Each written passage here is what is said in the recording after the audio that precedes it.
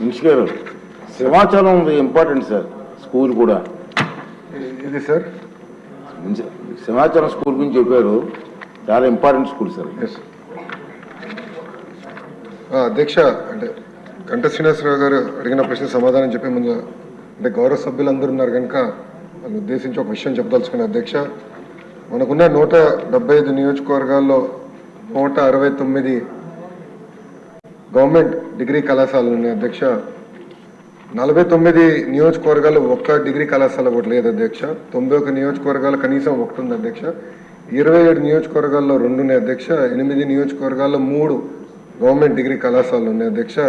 General practice ఏంటంటే 20 కిలోమీటర్లు, 20 నుంచి 30 కిలోమీటర్లు కనీసం డిస్టెన్స్ ఉండాలి ఒక డిగ్రీ కళాశాల నుంచి ఒక డిగ్రీ కళాశాల నామ్గా పెట్టుకుని మనం వెళ్తున్నాం అధ్యక్ష. ప్రధానంగా పెద్దలు అన్నట్టు భీమిలీకి వచ్చే గల 2 డిగ్రీ కళాశాలలు ఉన్నాయి అధ్యక్ష. దాంట్లో మన భీమిలీపట్నం డిగ్రీ కళాశాలలో అడ్మిషన్ రేట్ 73% ఉంది. నగరపు వలసలో వచ్చేసి కేవలం 36% ఉంది అధ్యక్ష. ఇది ప్రధానమైన కన్సర్న్. నేను ఎందుకు చెప్తున్నానంటే అధ్యక్ష, ఇక్కడనే కాదు ఆంధ్ర రాష్ట్ర వ్యాప్తంగా కూడా చూస్తే డిగ్రీ కళాశాలలో అడ్మిషన్స్ రేట్ యావరేజ్గా 50% కూడా దాటట్లేదు. అదే ఐటీఐలకు వచ్చే గల పెద్ద ఎత్తున ఒక డిమాండ్ అనేది ఉంటుంది, కానీ డిగ్రీకి వచ్చే గల డిమాండ్ అనేది లేకుండా పోయింది. దానికి మీరు అన్నట్టు భవనాలు లేకపోతే ఒక కారణం, ఇంకో కారణం ఫ్యాకల్టీ లేకపోతాం, మూడోది 2 ఉంటే క్వాలిటీ ఆఫ్ మీడియం కరెక్ట్గా లేకపోతాం. ఇక్కడ ఎవరైతే చదువుకుంటున్నారో వాళ్ళ తర్వాత ఉద్యోగాలు ఉపాధికి వెళ్ళినప్పుడు సరిగా రికగ్నైజ్ కాకపోవడం వల్ల కొంత ఇబ్బందులు అనేది ఎదుర్కొంటం జరుగుతుంది. సో ఇది ఎట్లా ఇండస్ట్రీ ఫోకస్డ్గా, ఇండస్ట్రీ సెంట్రిక్గా ఎలా చేయాలనే లక్ష్యంగా మన ప్రభుత్వం పనిచేస్తుందని గౌరవ సభ్యులకు తెలుపుతున్న అధ్యక్ష, గవర్నమెంట్ జూనియర్ కళాశాలకు వచ్చే గల మధురవాడలో ఆల్రెడీ ఒక ఉంది అధ్యక్ష. కళాశాల ఫస్ట్ ఇయర్ 128 మంది విద్యార్థులు ఉన్నారు. సెకండ్ ఇయర్ 84, 2 కలిపితే 212 మంది విద్యార్థులు ఉన్నారు అధ్యక్ష. ఇంకోటి వచ్చేది పద్మనాభం దగ్గర హై స్కూల్ ప్లస్ అధ్యక్ష, స్ట్రెంత్ 34 ఉంది అధ్యక్ష. దాన్ని కూడా నేను ఎక్స్ప్లెయిన్ చేస్తాను. దగ్గర వలసకొచ్చి గల స్ట్రెంత్ అక్కడ లేకపోయినా, జూనియర్ కళాశాల అక్కడ లేకపోయినా భీమునిపట్నం దగ్గర ఉంది కనుక అది 5 కిలోమీటర్ల దూరం కనుక అక్కడ 709 మంది విద్యార్థులు ఉన్నారు. General first year 167, general second year 139, vocational first year 208, vocational second year 175 మంది ఉన్నారు అధ్యక్ష. సో దగ్గర వలస దగ్గర నుంచి చూస్తే 450 మంది విద్యార్థులు అక్కడికి వెళ్తున్నారు అధ్యక్ష. సో ఇది ఎందుకు చెప్తున్నానంటే ప్రధానంగా గత ప్రభుత్వం హై స్కూల్ ప్లస్ అని తీసుకొచ్చారు అధ్యక్ష. అంటే 11th, 12th కూడా హై స్కూల్లోనే ఉంటుందని చెప్పారు అధ్యక్ష. కానీ ఇంటర్మీడియట్ ఎడ్యుకేషన్, ప్రత్యేకంగా మన రాష్ట్రంలో ఇంటర్మీడియట్ ఎడ్యుకేషన్కి స్కూల్ ఎడ్యుకేషన్ చాలా తేడా ఉంటుంది అధ్యక్ష. అది వాళ్ళు గమనించకుండా సరైన స్టాఫింగ్ ఇవ్వకుండా ఈ సంస్కరణ తీసుకొచ్చిన దానివల్ల మీరు చూస్తే కేవలం 34 మంది విద్యార్థులు ఉన్నారు. దానికోసం మేము చాలా సీరియస్గా బోర్డ్ ఆఫ్ ఇంటర్మీడియట్ ఎడ్యుకేషన్ మేము చాలా రిఫార్మ్స్ కూడా తీసుకొస్తున్నాం అధ్యక్ష. మీరు చూస్తే గత ప్రభుత్వం టెక్స్ట్ బుక్స్ కూడా ఇవ్వలేదు అధ్యక్ష. ఇంటర్మీడియట్ విద్యార్థులకు గత ప్రభుత్వం టెక్స్ట్ బుక్స్ కూడా ఇవ్వలేదు అధ్యక్ష. నేను మంత్రి అయిన తర్వాత తొలి నిర్ణయం తీసుకుని టెక్స్ట్ బుక్స్ ఇవ్వాలని నిర్ణయం తీసుకున్నాం. అంతేకాకుండా టీచింగ్ని బలోపేతం చేయాలి, విద్యార్థుల్ని అసెస్ చేయాలి, ఏబీసీ కేటగిరీ కింద అసెస్ చేసి ఏ విద్యార్థులకైతే అడిషనల్ సప్లిమెంటేషన్ అవసరం ఉందో వాళ్ళకి మెరుగైన బ్రిడ్జ్ కోర్సులు ఏర్పాటు చేసి వాళ్ళని ఎట్లా ఇంప్రూవ్ చేయాలని దానిపైన కూడా మేము వర్కౌట్ చేస్తున్నాం అధ్యక్ష. మీరు చూస్తే అధ్యక్ష, మన ప్రభుత్వం వచ్చిన తర్వాత బోర్డ్ ఆఫ్ ఇంటర్మీడియట్ అంటే మన గవర్నమెంట్ జూనియర్ కళాశాలలో 15,000 మంది విద్యార్థుల అడ్మిషన్స్ పెరిగింది అధ్యక్ష. గర్వంగా చెప్తున్నా 10% మన అడ్మిషన్స్ ఒకే సంవత్సరంలో పెంచడం జరిగింది అధ్యక్ష. నా పక్కనే గౌరవ మంత్రివర్యులు నారాయణ గారు కూర్చున్నారు. నారాయణ గారితో పోటీ పడే విధంగా, అంటే వాళ్ళ సంస్థలతో పోటీ పడే విధంగా మేము ప్రభుత్వ ఇంటర్మీడియట్ కాలేజీని మనం తీర్చిదిద్దాలి, జూనియర్ కళాశాలని తీర్చిదిద్దాలి లక్ష్యంతో మేము పనిచేస్తున్నాం. మేము వాస్తవంగా మేము కూడా నేర్చుకుంటున్నాం. బెస్ట్ ప్రాక్టీసెస్ మార్కెట్లు ఏంటి, గైడ్స్ ఏంటి.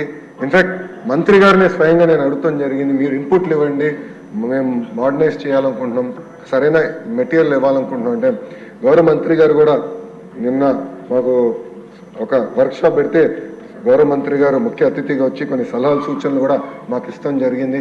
ప్రధానంగా ఇంటర్కి వచ్చి గల కేవలం 2 సంవత్సరాలే కాదు, 9వ తరగతి నుంచి మీరు కార్యక్రమం మొదలు పెడితే బాగుంటుందని గౌరవ మంత్రి గారు కూడా నన్ను కోరటం జరిగింది. అంటే ఓరియంటేషన్ ట్రైనింగ్ చేస్తే బాగుంటుందని కోరటం జరిగింది. అందుకే అధ్యక్ష commissioner school education, commissioner intermediate education ఇద్దరిని కూర్చుని హ్యాండ్ ఆఫ్ ఎలా జరగాలి, ఎప్పటి నుంచి మొదలు పెట్టాలి, ఎలాంటి మెటీరియల్ కావాలి, ఎలాంటి గైడ్స్ కావాలి అనే దానిపైన క్షుణ్ణంగా మేము చర్చిస్తున్నాం.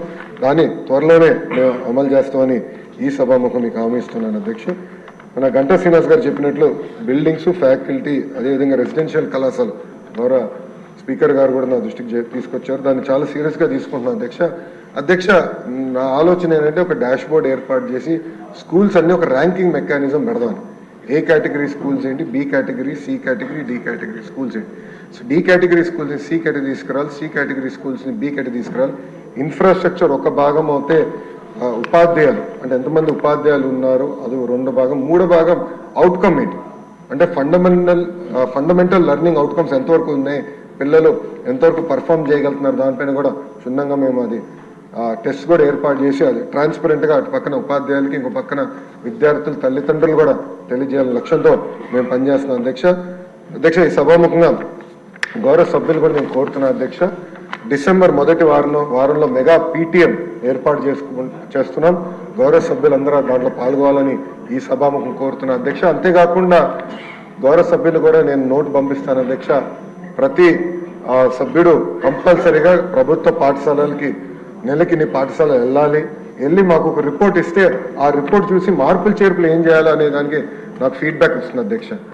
ఎందుకంటే నేను ఒక్కరిని అన్ని ప్రభుత్వ పాఠశాలలు తిరగలేను. గౌరవ సభ్యులు ఒక 5 సంవత్సరాల్లో అన్ని ప్రభుత్వ పాఠశాలలు మీ కింద ఉన్న అన్ని ప్రభుత్వ పాఠశాలలు ఒక రౌండ్ కానీ వేయగలితే మీకు అవగాహన వస్తుంది, నాకు కూడా మీ రిపోర్ట్ల ద్వారా ఏం చేస్తే బాగుంటుందని కూడా నాకు కూడా తెలుస్తుంది అధ్యక్ష.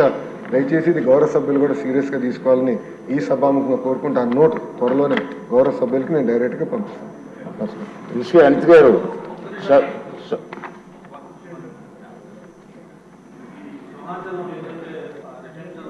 చెప్పాము మంత్రి గారిని ఆ బ్యాలెన్స్ వర్క్ అప్పుడు మనం ఎన్టీ రామారావు గారు పెట్టిన స్కూల్లో నేను మినిస్టర్గా ఉన్నప్పుడు దాదాపు బిల్డింగ్స్ అన్ని కూడా స్లాబ్లు అయ్యేసి అన్ఫినిష్డ్గా ఉన్నాయి. ఈ 5 ఏళ్లలో దాన్ని కొంచెం కూడా టచ్ చేయలేదు. దానికి 5 కోట్లు ఇస్తే ఆ బిల్డింగ్స్ కంప్లీట్ యూటిలైజ్ చేసినాం. అలాగే తగరపాలసి డిగ్రీ కాలేజీ కేజీబీ స్కూల్లో టెంపరీ రన్ అవుతుంది. వాళ్ళు కాలేజీ ఏమైనా నోటీసులు ఇచ్చారు, దాన్ని కూడా ఒకసారి ఆల్టర్నేటివ్గా చూసుకోవాలి. త్వరలోనే నేను ఎతికే ఆల్టర్నేట్ అకామిడేషన్ క్రియేట్ చేస్తాను అధ్యక్ష. అప్పటి వరకు కంటిన్యూ చేస్తాను అధ్యక్ష. నేను అధికారులు కూడా చెప్తాను. అంతేకాకుండా మన సింహాచలం స్కూల్ గురించి మీరు చెప్పారు, పెండింగ్ వర్క్స్ అని 6 నెలల్లో పూర్తి చేసి మీ చేత రిబ్బన్ కటింగ్ చేయించే బాధ్యత నేను తీసుకుంటాను అధ్యక్ష. తాతగారి స్కూల్ అండి సార్, తాతగారు ఇచ్చే స్కూల్ బాధ్యత పెరిగింది అధ్యక్ష. జాగ్రత్తగా చేస్తాను. అమ్మ అనిత్ గారు, సభ్యులు క్వశ్చన్ విత్డ్రా చేసుకున్నారు. ఈ క్వశ్చన్ అవర్ పూర్తయిందండి. ఇప్పుడు నెక్స్ట్ ఏంటంటే ఏజెండాలో పేర్కొన్న పత్రాలన్నీ సభ సమక్షంలో ఉంచినట్టుగా భావించాలి. ఇప్పుడు మన బడ్జెట్ మీద మాట్లాడాల్సిన అవసరం ఉంది, టైం కూడా లేదు. చంద్రబాబు నాయుడు గారి దాని మీద ఫైనాన్స్ మినిస్టర్ గారు చంద్రబాబు నాయుడు గారు రిప్లై ఇవ్వాల్సి వస్తుంది. ఇచ్చిన తర్వాత బాబు గారు మళ్ళీ 1:30కి ఢిల్లీ వెళ్ళవస్తుంది కాబట్టి 0 అవర్ క్యాన్సిల్ చేసాం. ఇప్పుడు బడ్జెట్ 3వ అంటే చివరి రోజు చర్చను ప్రారంభించవలసిందిగా గౌరవ సభ్యులు